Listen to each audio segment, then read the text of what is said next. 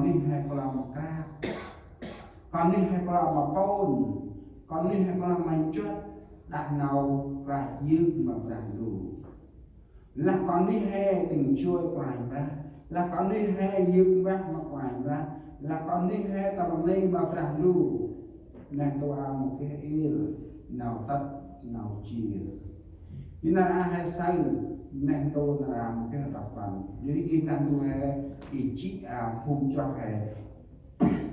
tình trôi hôm nào đọc văn của anh nên hay say chỉ là một cái này cái chuyên làm tôi chuyên ta lẽ để chìm đỡ cái này ăn còn đi hay cái mà hay kia đọc văn thì còn đi còn làm mà tu còn làm mà tia còn làm mà ngay còn làm mà màu như mà quàng ra còn làm mà ta đứng đặt quàng ra chỉ còn rang đu chưa rang đu chỉ là băng khét băng ta xin làm cái nhưng mà hay sao tâm thường đồng đó là hai tình chưa hôm nào ập bắn quàng ra chỉ ăn hai tình trôi mà nuôi nông nên là đây không rong ăn hai tình trôi mà nuôi nông nên là đây trong số sinh nào đang ngoài của rằng đưa sai cố sinh toàn quy từ mất bự buông hắn tâm nào ngon với họ sai chí nào an tay chi đi nào an họ ra chí tạc lơm cùng cút phát mà cui nào khác hay sao nào an buông hắn tâm nào ngon với họ sai chí nào an lẽ ngôi còn ní hay là họ hắn chí tâm nào ngon từng ngày sáng ít đi xin từng ngày sáng ít hung ngao cao sai từng ngày sáng ít nào đi xin hay bộ sáu nào an vàng này Giêsu lạc chi cướp chi nào an mà nền đầu trong chỗ sách nào đang ngồi nhiều hàng gồ ngoài còn mà tâm của anh ra chi nào an ra tâm nào ngò vì anh là phú nào ngon màu sọc tươi nào ánh sáng đã chiếu trong sự tối tăm nhưng sự tối tăm không tiếp nhận sự sáng thì được sự nào vừa hàng của ngoài còn về nào an giá tâm nào ngon vì nào ngon màu sọc tươi nó nào chúng ta còn nếu hay hắn tâm nào ngon vinh tâm nào dân là dân đi trong nơi tối tăm đã thấy sự sáng lớn hay hắn tâm nào ngon phun hắn hay về khu giờ tức là hay khu tâm nào an hay hắn ra tâm nào ngon hay một sao rồi thì hay một sao rồi tức là hay về khu tâm nào ngon thì hay về sai tâm nào ngon đang nào an chỉ đi một cái ôn nụ phú nào ngon một cái ôn nụ phú không nào lần nào an bằng mà ra lời các thầy bác in cầm chiu hay luôn là hành nhất là ngồi nào an là đó là thầy bác là ngồi in gì hành ra tới chỉ nào an ba rồi thì nó ông nô na thằng em ấy chỉ được mồm hắn tâm nào ngò đâu hay sai chỉ tâm nào an thì ăn mắm bư kia mà nào an thì khúc tâm hai ba bò mắm bư nào an quanh ra này kia mình ra tâm hai bò mắm bư nào an này kia mà ra chỉ lý tâm hai bò thì ăn hé tình trôi mà nuôi nông này là này nuôi nông là này làm ok nuôi nông vị quá làm ok nuôi nông vất vâng đó ăn kia nuôi nông chỉ đi nông phú cười minh cười vui lào lại đôi sức nào đang người nào bao mà hè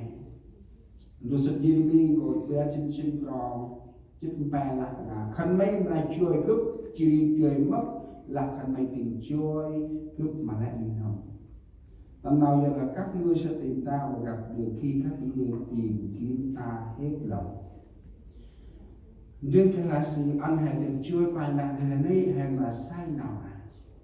nào an chỉ tranh ra đâu ở đông dùng cụ kê mà chơi còn đi hay chỉ còn đi hay là một côn mà crab mà chất nồng bú nào này mắm bư hay tê nào ăn nào an cái tầm này chiên hay một người rất là ốc đàn nào an của anh ta anh nó có ai đông người sa tầm nghe đen uche hadan này và tôi không bằng bư tây khăn bằng hôm ai che đông cúc tầm gà để đen lấy mà là khăn bằng tu tia đặt rành rồi khăn bằng tu tia tâm tu bằng ôn ca tầm ôn mà lâu tầm sinh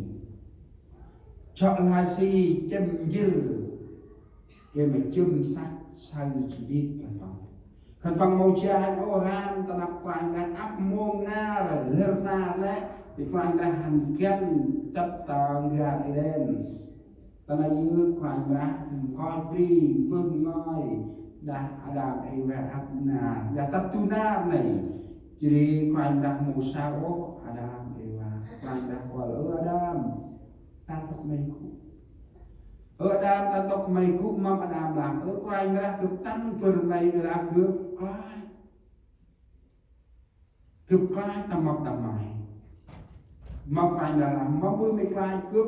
mua ăn mấy kim nào lai cướp ăn mấy chặt gà ăn chỉ mi ra ăn mọc với mấy tui ghè Adam mà ở quay là cực lai cực mù chai mọc đây chỉ nằm vụ nào ngò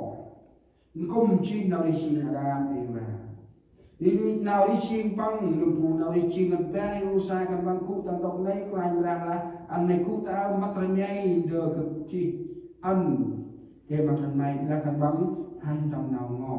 đi mong an ta tam dan no an on no he tu ri tam nào ngò an he ting chuan klaim ra an ting chuan ma la ni nam ro sat na prang ngo yi ni ru ga jen sin pram chit ma pa la kan mai chuoi cướp chi tươi mất là khăn máy tình chuối mà lại người nào là khăn máy tình chuối mà lại người nào ý quanh ra đại hay tình chuối bằng mà nhìn hợp người là đây thì thế là đây màu kia nào thì quất vương vị hoa nào quanh ra là đông tầm du sập sai của Brad và Bram chín tròn hàng khăn băng là kít tròn đập băng thì tầm dụ khăn băng màu kít tròn đập băng ốc tầm tròn khăn băng hắn màu kia nào sống khăn băng bư em tròn mà nào que quét bu nôm hắn ta ấy màu kia nào đập băng nàng ai khăn đi oanh tầm sai của Bram chín tròn ham nào ra hình hình tầm nào dân lạc ra họ không biết đường bình an trong đường họ đi không có sự công nghĩa họ tự làm những lối cong queo ai đi trong đó thì chẳng biết sự bình an còn đi hành chi anh to mà nào trong này môi trường trong sông trong kho trong tai trước trong tầm bằng này chỉ trong tình trôi quay nào nằm tam thức gì đi ra đua cứ coi có mặt đình rồi đi cứ nói là hiền cũng mất tu sau tròn lại một mong nhà thành tròn khoe chỉ từng đi gì một lần chỉ lời đi con đi ra cho ao bằng trước thông cái khoe đi với thêm làm tên tròn của này với ngân là gì anh phải hành tròn ở xong là đi thứ cứ một thứ cứ là tên tròn của họ yết mày hắn yết mày bự chỉ là giờ lại tròn xong ấy tận tập ở đây một cái cool ra chỉ kia ra cái áo cạp đấy thì bằng dây cái anh dây cái một cái cool rồi thì tôi đặt là cứ chơi bự mày bự thì cứ bự cả bằng cả ai tôm chỉ là ai đông chỉ mẹ ai lót ta cool là ai lót cái kia ai đông thì khi mà là ai lót thì bia chắc bia hay con này thì gà hình như là bia nát là hải tình gà con mà thì cha con lo là con là mình sắp ra chơi gà này là mày mồm ra chơi gà này còn chắp chọn này còn khác hay truyền để chắp còn là con lòng thì là mày ta mà lép gà chặt này mày ra tam đấy nó chỉ là màu sắp đấy là gà tầm lọc mình màu nặng màu mà la có tầm chỉ mày đâu cái con gà thấy đông còn tầm về mày đâu lại tầm lép tầm lọc tôi có thích đưa để bằng chân tròn ai chỉ tròn và làm han tròn à tròn mày han à ô tô la chỉ tròn sông lẽ ngôi phù mình cho tròn đi nào không coi đi ông nào người tăng là bao chỉ là cu nằm hay tăng thì chỉ mẹ nên tôi có kết nào vừa thay nó chỉ mà là anh đi ra vừa bài bài là còn chặt tới như nó cái ốc con thì là bị chặt tròn thành bằng nào biết khăn bằng mình là tròn thành bằng chặt chỉ quay tròn thành bằng chặt chỉ sông tròn thành bằng chặt chỉ là tầng năm tròn thành bằng chặt chỉ là tầng cô tròn thành bằng chặt chỉ tròn dương ra tròn nô nào bô ca nô nào dương ra nô nào quay mà làm được